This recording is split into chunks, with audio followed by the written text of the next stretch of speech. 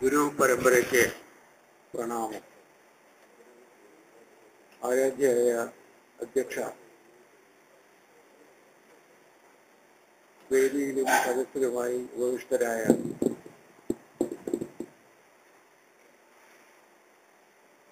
പ്രമുഖരായ അധ്യാപക പ്രതിഭകൾ, മുൻപ് ഇവിടുന്ന് പിരിഞ്ഞു പോയവരും ഇന്ന് പിരിയാനിരിക്കുന്നവരുമായ അധ്യാപക വിശിഷ്ട വ്യക്തിത്വങ്ങൾ, വേദിയിലും സദസ്സിലുമായിട്ടുള്ള പ്രമുഖരായ മാനേജ്മെന്റ് പ്രതിനിധികൾ, അധ്യാപകർ, അധ്യാപികമാർ, അധ്യാപനേതര ജോലികളിൽ വ്യാപൃതരായ കർമ്മനിരതരായ മനുഷ്യർ, എല്ലാവർക്കും എൻ്റെ വിനീതമായ നമസ്കാരം. ഇവിടെ ഈ വേദിയിൽ നിൽക്കുമ്പോൾ ഞാൻ ഏതോ ഒരു സ്വപ്നലോകത്ത് നിൽക്കുന്നത് പോലെയാണ്. ഇങ്ങനെയൊരു കലാലയം ഇവിടെ ഉണ്ടാകുമെന്നോ അത് ഇത്രയും വളരുമെന്നോ അതിന് ഇത്രയേറെ വിപുലമായ ഒരു ഗുരുനാഥ സമ്പത്തും ശിഷ്യസമ്പത്തും ഉണ്ടാകുമെന്നോ ഒന്നും ഒരു കാലത്ത് ഞങ്ങൾ ആരും കരുതിയിരുന്നില്ല. ഇവിടെ പൊന്നാനി ഹൈസ്കൂളിൽ ഞാൻ പഠിക്കുന്ന കാലത്ത് 54-ലോ 53-ലോ ആണെന്ന് തോന്നുന്നു, പൊന്നാനി കടപ്പുറത്ത് ഒരു തിമിംഗലം വന്നടിഞ്ഞിട്ടുണ്ട് എന്ന ഒരു വാർത്ത വന്നു. അപ്പൊ തിമിംഗലത്തെ കുട്ടികളാരും കണ്ടിട്ടില്ലാത്തതുകൊണ്ട് ഹൈസ്കൂളിലെ അധ്യാപകരൊക്കെ കൂടി ഞങ്ങളെ, കുറേ കുട്ടികളെ ഈ തിമിംഗലത്തെ കാണാൻ വേണ്ടി കൊണ്ടുവന്നു. അന്ന് തിമിംഗലം അടിഞ്ഞു കിടന്ന സ്ഥലത്താണ് ഇപ്പോ കോളേജ് ഉള്ളത്. അന്ന് ഇവിടെ മനുഷ്യരാരും ഉണ്ടായിരുന്നില്ല എന്ന് മാത്രമല്ല, ഒരു തരത്തിലുള്ള നിർമ്മിതിയും ഉണ്ടായിരുന്നില്ല. ആരും ഈ ഭാഗത്തേക്ക് തിരിഞ്ഞു നോക്കുക പോലും ചെയ്തിരുന്നില്ല. പിന്നീട് കുറെ വർഷങ്ങൾക്ക് ശേഷം ഇവിടെ ഒരു കോളേജ് ഉണ്ടാകുന്നു എന്ന് കേട്ടപ്പോൾ ഞങ്ങളെപ്പോലെ അന്ന് ഈ തിമിംഗലത്തെ കാണാൻ വന്ന കുട്ടികളൊക്കെ കൂടി ആലോചിച്ചത്, മനസ്സിൽ സങ്കല്പിച്ചത്, ഈശ്വര, അതെങ്ങനെ സാധിക്കും എന്നായിരുന്നു. മരുഭൂമിയിൽ എങ്ങനെ ഒരു കോളേജ് ഉണ്ടാവും എന്നതിന് തുല്യമായ ഒരു സംശയമായിരുന്നു അത്.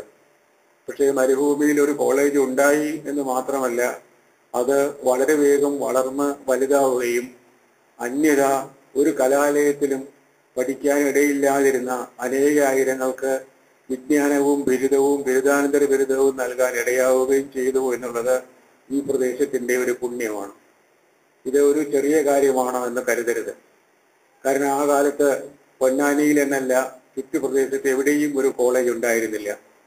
പഠിക്കാൻ വേണ്ടി ഈ കോഴിക്കോട്ടേക്ക് തീർത്ഥയാത്ര പോയ ഒരാളാണ് ഞാൻ. അതുപോലെ അന്ന് എന്തെങ്കിലും തരത്തിൽ കഴിവുണ്ടായിരുന്നവർ മാത്രമാണ് കോളേജിൽ പോയിരുന്നത് എന്നും, പഠിക്കണം എന്ന് സാധ്യമുള്ളവരല്ലാതെ കോളേജിൽ പോകുമായിരുന്നില്ല എന്നും, പോകണമെന്നുണ്ടെങ്കിൽ തന്നെ അനേകം ദൂരം പോയി, നാഴിക ദൂരം പോയിട്ട് വേണം പഠിക്കാൻ എന്നുള്ളതെന്നും നമുക്കറിയാവുന്ന ഒരു കാര്യമാണ്. അതുകൊണ്ട് തന്നെ അന്യത കോളേജുകളിൽ പഠിക്കുമായിരുന്ന എത്രയോ പേര് പഠിക്കാതെ പോവുകയും ഒരിക്കലും അവർക്ക് ജീവിതത്തിൽ ആ വിദ്യാഭ്യാസത്തിന്റെ ഗുണം കിട്ടാതെ പോവുകയും ചെയ്തിട്ടുണ്ട്. ഇപ്പോൾ ആ സ്ഥിതിയൊക്കെ മാറിയപ്പോൾ ഈ മരുഭൂമിയിൽ ഒരു സ്ഥാപനം ഉണ്ടായി എന്ന് മാത്രമല്ല, അത് ഇത്രയും വളർന്നു വന്നത് വെറുതെ മരം വളർന്ന പോലെ ആയിരുന്നില്ല എന്ന് നമുക്കറിയാം. ഇതിന്റെ വളർച്ചയിൽ പിന്നാലെ നിന്ന് യത്നിച്ച ഒരുപാട് ആളുകൾ സ്വാഭാവികമായി ഉണ്ടായിരുന്നു, ഇപ്പോഴും ഉണ്ട്. അപ്പൊ നമുക്ക് ഇന്നിവിടെ ഈ സ്വപ്നഭൂമി പോലെ ഒരു സ്ഥലത്ത് നിൽക്കുമ്പോഴോ ഇരിക്കുമ്പോഴോ മനസ്സിൽ ആദ്യമായി കടന്നു വരുന്നത് ഈ മഹാമതികളായ മനുഷ്യർ നൽകിയ വലിയ സേവനം ആണ്. ഈ സേവനത്തിന് എങ്ങനെയാണ് അവരോട് നന്ദി പറയുക എന്ന് എനിക്കറിയില്ല. പക്ഷേ ഈ പ്രദേശത്തിൽ ജീവിക്കുന്ന ഒരാൾ എന്നുള്ള നിലയ്ക്ക് എൻ്റെ മനസ്സിലെ ആഴങ്ങളിൽ നിന്ന് ഞാൻ അവർക്ക് എൻ്റെ നന്ദിയുടെ പൂച്ചെണ്ടുകൾ സമർപ്പിക്കാം. വളരെയേറെ പ്രധാനപ്പെട്ട ഒരു പണിയാണ് ഒരു അധ്യാപകൻ ചെയ്യുന്നത്. നമുക്കറിയാം, ഈ ഭൂമിയിലെ ഏറ്റവും പ്രധാനപ്പെട്ട തൊഴിൽ എന്താണെന്ന് ചോദിച്ചാൽ സ്വാഭാവികമായും ഏതൊരാളും അതിന് പറയുന്ന മറുപടി അധ്യാപനം എന്നായിരിക്കും. അതെന്തുകൊണ്ടാണ് എന്ന് അറിയാവുന്നവരാണ് എൻ്റെ മുന്നിലുള്ളത് എന്നുള്ളത് കൊണ്ട് ഞാൻ കൂടുതൽ വിശദീകരിക്കുന്നില്ല.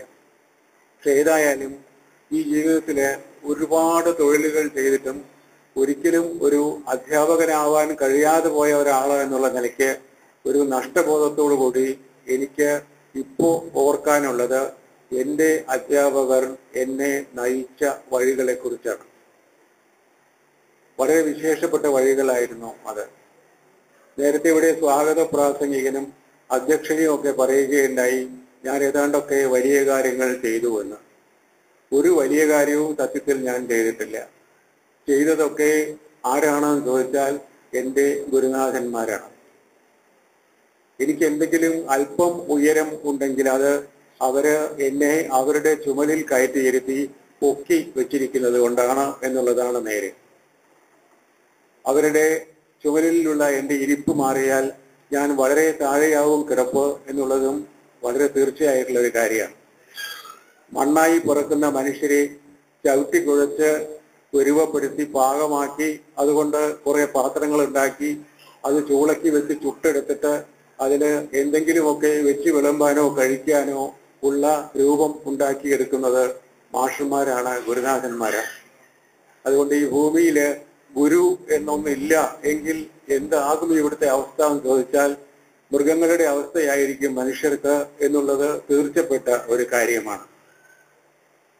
ഇത്രയും പ്രധാനപ്പെട്ട ഒരു തൊഴിലിൽ വ്യാപരിക്കുന്ന ആളുകളെ കുറച്ച് പ്രായമാവുമ്പോൾ ഇനി നിങ്ങൾ വീട്ടിൽ പോയിരുന്നോളൂ എന്ന് പറഞ്ഞയക്കുന്ന സംഭവം ഭൂമിയിൽ, ഈ മഹാഭാരത ഭൂമിയിൽ മാത്രമേ ഉള്ളൂ എന്നാണ് എനിക്ക് തോന്നുന്നത്. നോക്കൂ, ഇന്നിപ്പോൾ റിട്ടയർ ചെയ്യാൻ പോകുന്ന ഇവിടുത്തെ പ്രധാന അധ്യാപകൻ അടക്കമുള്ള ആളുകളുടെ മുഖങ്ങളിലേക്ക് നോക്കൂ. അവര് റിട്ടയർമെന്റ് ആയി പിരിഞ്ഞു പോകുന്നവരാണ്, പ്രായമുള്ളവരാണ് എന്ന് അവരുടെ നെറ്റിയിൽ എഴുതി വെച്ചാലേ നമുക്ക് മനസ്സിലാവുള്ളൂ. മുഖത്ത് നോക്കിയാൽ അവരൊക്കെ ചെറുപ്പക്കാരാണ്. മാത്രമല്ല ആധുനിക ലോക സാഹചര്യങ്ങളിൽ ഇനിയും ഒരുപാട് വർഷങ്ങൾ, പതിറ്റാണ്ടുകൾ അവര് ആരോഗ്യത്തോടു കൂടി ഈ ഭൂമിയിൽ ഉണ്ടാകും എന്ന കാര്യത്തിലും നമുക്ക് ഒരു സംശയമില്ല. പിന്നെ എന്തിനാണ് ഇവരോടൊക്കെ പിരിഞ്ഞു പൊയ്ക്കോളൂ എന്ന് പറയേണ്ടതെന്ന് ചോദിച്ചാൽ സത്യം പറഞ്ഞാൽ പടച്ച തമ്പുരാന്റെ പേരിൽ എനിക്കൊരു പിടിയും കിട്ടുന്നില്ല. ചിലപ്പോൾ ഇനിയുള്ള ആളുകൾക്ക് ജോലി കിട്ടാൻ വേണ്ടി ആയിരിക്കാം എന്ന ഒരു തോന്നൽ ഉണ്ട് എന്നുള്ളതല്ലാതെ വേറെ കാര്യമൊന്നുമില്ല. കുറച്ച് പ്രായമൊക്കെ ആയിട്ട് ഒരു അച്ഛനും ഒരു മുത്തച്ഛനും ഒക്കെ ആവുമ്പോഴാണ് ഒരാൾക്ക് കുട്ടികളെ അല്ലെങ്കിൽ ചെറുപ്പക്കാരെ കണ്ടാൽ അവരുടെ മനസ്സിലിരിപ്പ് എന്താണ് എന്നറിയാനുള്ള പക്വതയും കഴിവും പരിചയവും ഒക്കെ പൂർത്തിയാവുക. ഏതാണ്ട് ആ സമയമായിട്ട് അവര് ഏറ്റവും നല്ല അധ്യാപകരായി മാറുന്ന അവസ്ഥ വരുന്ന ദിവസങ്ങളിലാണ് നമ്മൾ അവരെ വിളിച്ചിട്ട് ഇനി നിങ്ങളെ ആവശ്യമില്ല എന്ന് പറയുക. എന്നാലോ നമ്മുടെ നാട്ടില് ഈ ഭാരതഭൂമി അല്ലെങ്കിൽ കേരള ഭൂമി ഭരിക്കാനോ നിയന്ത്രിക്കാനോ ഒക്കെയുള്ള ആളുകൾക്ക് പ്രായപരിധി ഇല്ല എന്നുള്ളതും ഒരു ശരിയായ നിരീക്ഷണമാണ്. ഇന്ത്യയുടെ രാഷ്ട്രപതിയാകാൻ പ്രായപരിധിയില്ല, ഉപരാഷ്ട്രപതിയാകാനും ഇല്ല. ഇന്ത്യയുടെ ആണവായുധം ഉൾപ്പെടെയുള്ള ഉപകരണങ്ങൾ വിക്ഷേപിക്കാനോ പ്രയോഗിക്കാനോ അന്തിമമായ തീരുമാനമെടുക്കാനുള്ള പ്രധാനമന്ത്രി എന്ന ഉദ്യോഗസ്ഥന് പ്രായപരിധിയില്ല. പക്ഷേ വിദ്യ എന്ന് പറയുന്നത് പകർന്നു കൊടുക്കുന്ന ആൾക്ക് അത് പകർന്നു കൊടുക്കാനുള്ള പക്വത പൂർണ്ണമാകുന്ന ദിവസം പ്രായപരിധി ഫലത്തിൽ വരികയാണ്. ഇതിന് എന്താണ് പ്രതിവിധി എന്ന് ചോദിച്ചാൽ എനിക്കറിയില്ല. പക്ഷേ ലോകത്ത് ഒരു നാട്ടിലും വേറെ ഞാൻ പോയിടത്തൊന്നും ഇത് കണ്ടിട്ടില്ല. ഇത് മാത്രമല്ല കാണാത്തത്, ഇവിടെയുള്ള പലതും അവിടെ കാണാനില്ല. ഇപ്പൊ സ്വിറ്റ്സർലൻഡിലൊക്കെ പോകുമ്പോൾ നമ്മൾ കാണുന്ന ഏറ്റവും വലിയ ഒരു കാര്യം, അവിടെ സമൂഹത്തില് ഏറ്റവും കൂടുതൽ വരുമാനവും സ്ഥാനവും ഉള്ളത് അവിടുത്തെ അധ്യാപകർക്കും അധ്യാപികമാർക്കുമാണ് എന്നുള്ളതാണ്. അതും ഏറ്റവും കൂടുതൽ കഴിവുള്ള വിദ്യാഭ്യാസ യോഗ്യതയുള്ള ആളുകളെ പഠിപ്പിക്കുന്നത് ഏറ്റവും വലിയ ക്ലാസ്സുകളിലല്ല, ഏറ്റവും ചെറിയ ക്ലാസ്സുകളിലാണ് എന്നുള്ളതും കൂടി ഒരു യാഥാർത്ഥ്യം. റിട്ടയർമെന്റ് ഇല്ല എന്ന് മാത്രമല്ല, റിട്ടയർമെന്റ് അരുത് എന്ന് കൂടിയാണ് സർക്കാർ പറയുന്നത്. നമ്മുടെ നാട്ടില് ഏറ്റവും വലിയ എൻട്രൻസ് പരീക്ഷ ഇവിടുത്തെ അധ്യാപകരെ തിരഞ്ഞെടുക്കാനുള്ള പരീക്ഷയാവുന്ന കാലം വരെ നമ്മുടെ നാടിന് മോചനം ഉണ്ടാവില്ല എന്നുള്ള കാര്യത്തിൽ ഒരു സംശയവും വേണ്ട. അതാണ് ഏറ്റവും പ്രധാനപ്പെട്ട തൊഴിൽ എന്ന് നമ്മൾ ഇതും അംഗീകരിച്ചിട്ടില്ല എന്നുള്ളതാണ് നേരെ. എന്താണ് ഈ തൊഴിലിന്റെ പ്രാധാന്യം എന്ന് ചോദിച്ചാൽ, നേരത്തെ ഞാൻ പറഞ്ഞല്ലോ, ഈ ഒരു തൊഴിലില്ലായിരുന്നെങ്കിൽ ഭൂമിയില് മനുഷ്യര് ഇപ്പോൾ ഉള്ള രൂപത്തിൽ ഉണ്ടാകുമായിരുന്നില്ല എന്ന് മാത്രമല്ല, നമ്മളൊക്കെ ഇപ്പൊ പരിചയപ്പെട്ടിട്ടുള്ള ഈ ധീര നൂതന ലോകം എന്ന ഒരു സംഗതിയെ ഉണ്ടാകുമായിരുന്നില്ല. എന്തുകൊണ്ടാണെന്ന് ചോദിച്ചാൽ വളരെ എളുപ്പത്തിൽ ശാസ്ത്രീയമായി നമുക്ക് അതിന് മറുപടി കണ്ടുപിടിക്കാനായിട്ട് സാധിക്കും. മനുഷ്യൻ എന്ന വളരെ മനോഹരമായ വിശേഷമായ പിറവി വാസ്തവത്തില് ഈ ഭൂമിയിലെ ഏറ്റവും നിസ്സഹായമായ പിറവിയാണ്. മറ്റു ജീവജാലങ്ങളുടെ കുട്ടികൾക്കൊക്കെ ജനിച്ച് ഏതാനും മണിക്കൂറുകൾക്കകം നിന്നു തിരിയാനുള്ള ശേഷി കൈവരുന്നത് നമുക്ക് കാണാം. ടെലിവിഷൻ ചാനലൊക്കെ കാണുന്ന നമുക്ക് എന്നും കാണാവുന്ന ഒരു കാര്യമാണ്, ഒരു ജിറാഫ് കാട്ടിൽ പ്രസവിച്ചാൽ, ഒരു മാൻ പ്രസവിച്ചാൽ ഏതാനും നിമിഷങ്ങൾക്കകം ആ കുട്ടി എഴുന്നേറ്റ് ഓടാനും നടക്കാനും തുടങ്ങും. അങ്ങനെ ചെയ്തില്ലെങ്കിൽ അമ്മയ്ക്ക് കുട്ടിയെ എടുത്തുകൊണ്ട് നടക്കാൻ കഴിയാത്തത് കൊണ്ട് ഈ കുട്ടി ക്രൂരമായി ആക്രമിക്കപ്പെട്ട് കൊല്ലപ്പെടും, ഭക്ഷണമാകും എന്നുള്ളത് കൊണ്ടാണ് പ്രകൃതി അങ്ങനെ ഒരു സൗകര്യം കൊടുത്തത് എന്ന് കരുതാം. ഏതായാലും ഈ കുട്ടിയെ ആരും പഠിപ്പിക്കേണ്ട കാര്യവും ഇല്ല. ജീവലോകത്തില് മറ്റ് ഒരു പിറവിയെയും ആരും പഠിപ്പിക്കേണ്ട കാര്യമില്ല, പഠിപ്പിക്കാൻ ആർക്കും കഴിയുകയില്ല എന്ന് നമുക്കറിയാം. പെട്ടുകാലിയുടെ കുട്ടി അത് മുട്ട വിരിഞ്ഞിട്ട് സാമാന്യഗതിയിൽ നടക്കാൻ തുടങ്ങിയാൽ അതിൻ്റെ ജീവിതത്തിന് ആവശ്യമായ വല അത് സ്വയമേവ കെട്ടിയുണ്ടാക്കും. നമ്മൾ അതിനെ ഒരു പോളിടെക്നിക്കിൽ അയച്ച് പഠിപ്പിക്കേണ്ട കാര്യമൊന്നുമില്ല എന്നാണ്. എട്ടുകാലിയുടെ കുട്ടിയും മനുഷ്യന്റെ കുട്ടിയും തമ്മിലുള്ള വ്യത്യാസം എന്താണെന്ന് ചോദിച്ചാൽ നമ്മൾ എന്താ പറയുക? എട്ടുകാലിക്ക് 8 കാലുണ്ട്, മനുഷ്യർക്ക് 2 കാലേ ഉള്ളൂ എന്ന് പറയാം, ശരിയാണ്.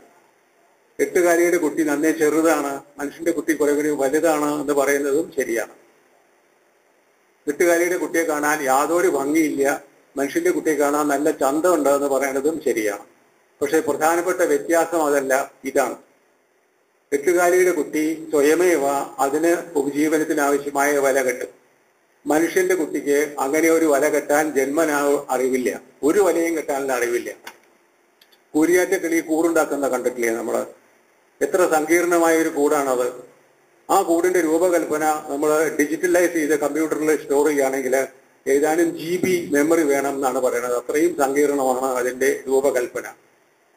ഈ കിളി പറക്കമുറ്റിയാൽ ഈ കൂട് അതിനാവശ്യമുള്ള ഉപകരണങ്ങളൊക്കെ സ്വയം കണ്ടുപിടിച്ച് ഉണ്ടാക്കിയെടുത്ത് അതിന് പറ്റിയ ഒരു സ്ഥാനം കണ്ടെത്തി അവിടെ തൂക്കി തുന്നി കൂട്ടി മെടഞ്ഞ് കുത്തി ഉണ്ടാക്കി ശരിയാക്കാം. നമ്മൾ കാപ്പിറ്റേഷൻ ഫീസ് കൊടുത്തിട്ട് അതിനെ ഒരു ആർക്കിടെക്ചറൽ കോളേജിൽ പറഞ്ഞയക്കുന്നില്ല. അതുപോലെയാണ് മയില് നൃത്തം ചെയ്യുന്നതും കുയില് പാട്ട് പാടുന്നതും ഒക്കെ. ആരാ പഠിപ്പിച്ച്? ആരും പഠിപ്പിച്ചിട്ടില്ല. എന്നാൽ മനുഷ്യന് ഈ തരം വല്ല കഴിവുണ്ടോ? ജന്മന ഒരു കഴിവുമില്ല. പിന്നെ എങ്ങനെയാണ് ഈ മനുഷ്യ ശിശുവാണ് ഏറ്റവും നല്ല മോശയിൽ വാർത്തെടുക്കപ്പെട്ടത് എന്ന് പറയുന്നതെന്ന് ചോദിച്ചാൽ കാര്യമുണ്ട്. ഈ പറയുന്ന ജീവികൾക്കൊന്നും ഈ പറയുന്ന കാര്യങ്ങളല്ലാതെ ഒന്നും ചെയ്യാൻ പഠിയില്ല, പഠിപ്പിക്കാനും പറ്റില്ല. പക്ഷേ ഒന്നും അറിയാതെ ജനിക്കുന്ന മനുഷ്യന് എന്തും പഠിക്കാനുള്ള ഹാർഡ്വെയർ അതിന് ജന്മസിദ്ധമാണ്. എന്തും പഠിപ്പിക്കാൻ പറ്റും, എല്ലാം പഠിക്കും. പക്ഷേ പഠിപ്പിക്കണം എന്ന ഒരു വിഷമം മാത്രമേ ഉള്ളൂ. എല്ലാം പഠിപ്പിക്കാൻ പറ്റും, പക്ഷെ എല്ലാം പഠിപ്പിക്കണം. എന്നാൽ എല്ലാവർക്കും എല്ലാം ഒരുപോലെ പഠിയോ ചോദിച്ചാൽ ഒരുപോലെ പഠിഞ്ഞൊന്നും വരില്ല. വാസന വ്യത്യാസം ഉണ്ടാവും. ചിലർക്ക് ചില കാര്യങ്ങൾ കൂടുതൽ എളുപ്പത്തിൽ പഠിക്കാൻ സാധിക്കും, മറ്റു ചിലർക്ക് കുറച്ചുകൂടി പ്രയാസം ഉണ്ടാവും എന്നൊക്കെ നമുക്ക് അനുഭവത്തിൽ നിന്ന് അറിയാം. അപ്പൊ ഗുരുനാഥൻ എന്താ ചെയ്യുന്നത് വെച്ചാൽ ആർക്ക് എന്ത് പഠിക്കാനാണ് താല്പര്യം, ആർക്ക് എന്ത് പഠിക്കാനാണ് കൂടുതൽ എളുപ്പം എന്ന് കണ്ടുപിടിച്ച് അത് പഠിപ്പിക്കുകയാണ് ചെയ്യുന്നത്. അതിനു പുറമെ ഈ ഗുരുനാഥൻ വേറൊന്നു കൂടി ചെയ്യുന്നുണ്ട്. അതെന്താന്ന് വെച്ചാല് ഈ പകർന്നു കൊടുക്കുന്ന വിദ്യ അദ്ദേഹത്തിന് പകർന്നു കിട്ടിയ വിദ്യ അല്ല. എട്ടുകാലിയുടെ കുട്ടി ഇപ്പൊ കെട്ടുന്ന വല 50 കോടി കൊല്ലം മുമ്പ് അതിന്റെ പൂർവികന്മാർ കെട്ടിയ അതേ വലയാണ്. യാതൊരു മാറ്റവും ആ വലയ്ക്കില്ല, ഒരു ഇമ്പ്രൂവ്മെന്റും ഇല്ല എന്നാണ്. അതുപോലെ തന്നെയാണ് ഈ കൂരിയാറ്റക്കളിയുടെ കൂടും. ഈ മയില്